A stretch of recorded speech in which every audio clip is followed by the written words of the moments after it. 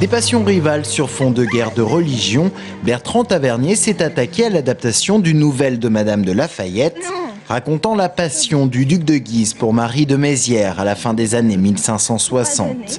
Un amour rendu impossible par les volontés d'un père qui, par souci d'élévation de sa famille, la force à se marier avec le prince de Montpensier.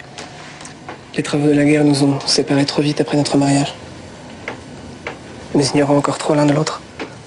Nos défaites font de nouveaux huguenots et celles des huguenots refont des chrétiens, avec des apostats. Réunie à Champigny avec ces deux hommes, Marie, incarnée par la jeune Mélanie Thierry, fera chavirer les cœurs de deux autres hommes, le duc d'Anjou et Chabannes.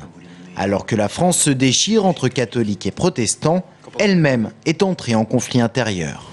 Je suis trop incertaine pour me prononcer. Elle est très vite, tiraillée entre son désir et disons, l'ordre, son éducation, sa morale. L'un de ses soupirants est un ancien protestant, l'autre, Henri de Guise, c'est un catholique fondamentaliste.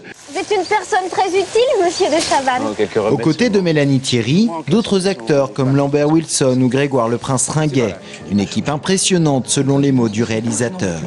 En restant fidèle à Madame de Lafayette, Bertrand Tavernier a su toutefois donner du souffle à ce film d'époque. J'aurais aimé moi aussi avoir un sourire de vous. C'est un genre formidable, c'est passionnant à filmer, surtout si on essaye d'éviter les pièges. Si on ne fait pas reconstitution, musée de cire, si on arrive à donner de la vie, de la passion, les sentiments de Marie de Montpensier, telle qu'elle est incarnée par Mélanie Thierry, sont des sentiments très actuels et que beaucoup de jeunes femmes, de femmes même peuvent s'identifier à ce personnage.